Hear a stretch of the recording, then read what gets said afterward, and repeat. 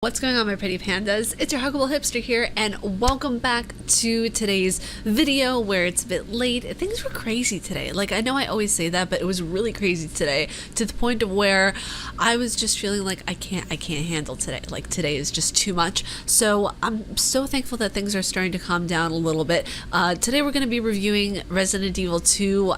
I posted an article which is down in the description below on my Wix website. That way you guys can check it out. Not sponsored by Wix, but I've seen the commercials for it, like as an ad right before I watch a YouTube video, and I'm like, honey, me and Feather could do that, okay? Me and my cat would make a great Wix commercial.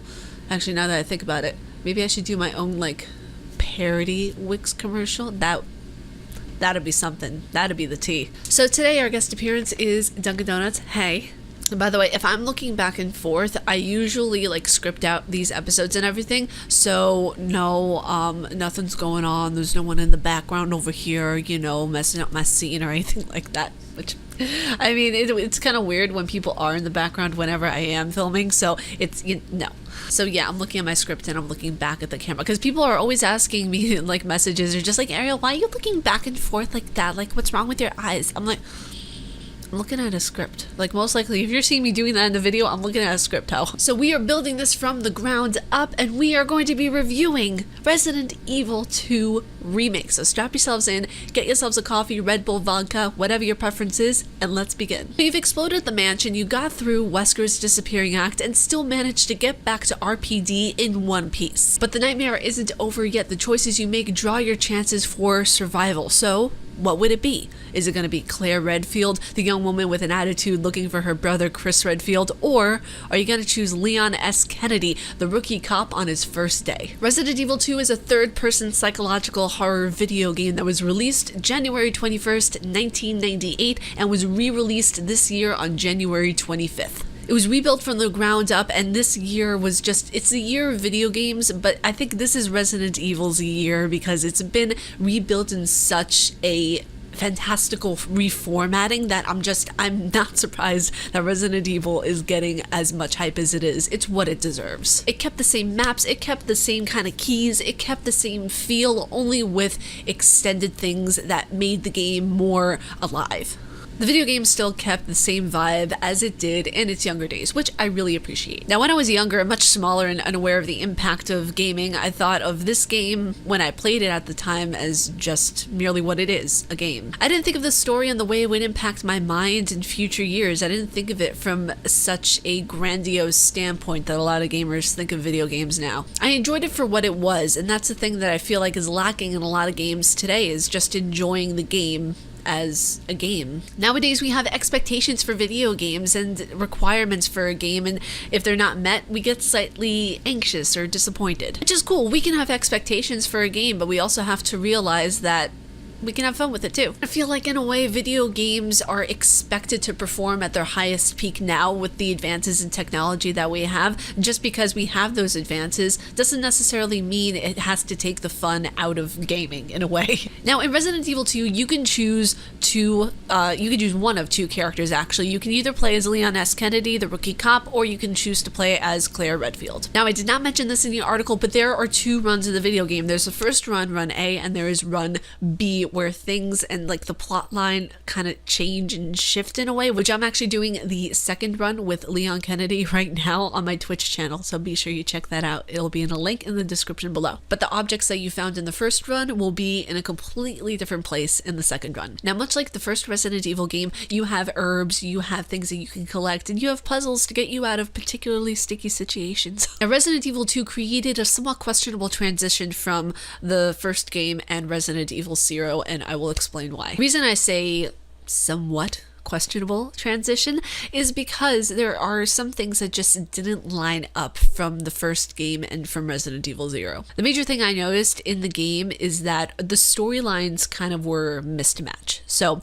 let's say you're playing the first game first, and then you're playing Resident Evil 0, and then you're playing Resident Evil 2, which is kind of what I did. I went and I played the games kind of out of order, if that makes sense, because it's supposed to be Resident Evil 1, then 2, and then Zero, and then so on and so forth. Now, the major thing that I noticed in this game is that when the storylines weren't in unison where we meet the tyrants. Now, hear me out on this because I know there are a lot of Resident Evil scholars out there. In the first game, we meet the tyrant, or what he's called now, Mr. X, in the laboratory where we meet Wesker, and we have to take him down, and Wesker like pushes a big button and it releases the tyrant into the world. Then the tyrant disappears after we have a boss battle with him. Depending on the difficulty, he's either extremely easy to fight or extremely difficult. But in Resident Evil Zero, the tyrant is not in the laboratory. He is out and about, roaming around, just exploring his life as a tyrant, as a Resident Evil creature. And I just thought it was kind of odd that he wasn't in the water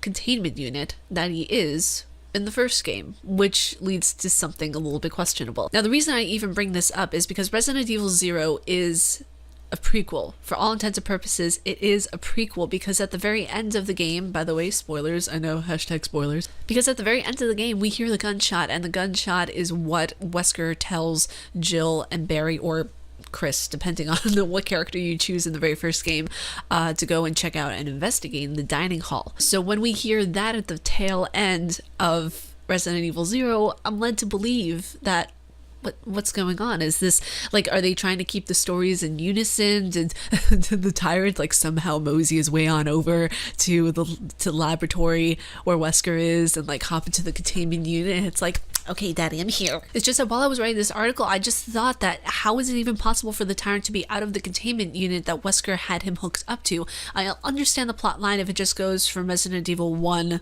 to 2, but they brought in another game, which means adding more to the storyline. So they're kind of giving themselves a little more to work with, and I feel like they didn't really catch what they were doing necessarily. And I know that's a big leap to say something like that, but I mean, if you're gonna do something, like I always say, stick with the plot line, because necessarily it's supposed to go, and this is how I view it, it's supposed to go Resident Evil 0, then 1, then 2, then 3, then 4, 5, 6, 7, and soon number 8. So that's my thought on that whole situation. I kind of thought of that from when I was playing Resident Evil 2. From the beginning, I had this thought like, how is this even possible? Like, what's going on? So let's just take the information that we are given from the first game to the second game, because that's the universe in which we're dealing with. We're not dealing with Resident Evil 2 currently. So unless they decide to remake Resident Evil 0, then I would love to see what they're going to do with the tyrant in that one. But part of me kind of doesn't want them to remake 0. I don't know. I feel like that one graphically is actually really, really good. So, we see Mr. X. He goes shopping at the big and tall store. He's got a new look, got a snazzy hat that he leaves around the game. Pick up your stuff, Mr. X. He's got some work done. He got some contour going, a little bit chic. He looking good. He's a brand new man. He's out to kill us and takes the term stalker to a whole other level. When playing the game, it brought back everything that I loved about Resident Evil 2. I first played this on a PlayStation that my friend had at her house, and she absolutely hated horror games, and I was just like, I want to try Resident Evil 2. So her parents let me play on that, and I was just like, this is snazzy. I didn't really think to myself it was snazzy. I didn't even know that word back when I was like 11. They revamped the entire map. It was just something that I never expected to happen for this game. They even extended the dialogue between characters, just instead of saying, oh yeah, it's here, be safe, bye. The dialogue got elaborated and well structured to the point of where it becomes tangible and it puts you through the same emotions that the character is feeling. Truth be told, I didn't expect to be as blown away by this game as I am, because I saw the graphics when they were first teasing everything, like Xbox does and like every game company does. When I first saw it at the E3 conference, I was just like, okay, this is gonna be pretty epic. Like, I was very thoroughly surprised at how thorough and just how concise everything was, because they not only kept the same storyline, which I was very, very happy with, they extended things that way it makes sense for the people who played it when it came out and a little bit later, because I was a bit late to the game. I was 10 years old when I played it. I think like maybe 12 at this point, because in 2003 that's when I had started playing all the Resident Evil games. So I might have been around it when I was younger, but I hadn't played it until a much later time. Because I remember 10 years old was when I first played Resident Evil, the first game, the remake of the first game. There was more facial expressions when the characters communicated with one another, smoother transitions of the AIs even in gameplay. So even that, for me as just a gaming nerd in general, that was very, just not only aesthetically pleasing, but it was pleasing to my brain as well. I just absolutely love the fact that they did that, and the facial expressions is what means the most to me now whenever I look at something from a developmental standpoint, because it really means that they took the time, they hired the right kind of people, the right kind of actors and actresses to act out everything within the game. Because I'm pretty sure about this, I'm not sure about this for a fact, but they hired people to do a lot of the zombie movements and a lot of like the voice acting and everything. So if you guys enjoyed this game and you played both runs of Leon and Claire, let me know down in the comments what you think. Did you guys think that it lived up to the hype, or did you guys think that it was lacking? What did you guys think about it? The game was brilliantly remade, just such a fluidity in the plotline and gameplay, and I absolutely loved it. So I would give this a 10 out of 10 pandas. I would give this a 10 out of 10 zombos. I would give this a 10 out of 10 red lipsticks. I would give it a 10 out of 10 everything, honey. I just go back so far in my memory to try to even like reach and grasp how I was feeling whenever I first played Resident Evil 2 and even Resident Evil 1. I remember getting the GameCube and just being so enthralled. But if you guys like my face and what I do, please be sure to subscribe and hit the bell down below, because I make videos every weekday and a podcast every Saturday. Stay casually nerdy, you guys, and I will talk to you all in tomorrow's video. Peace.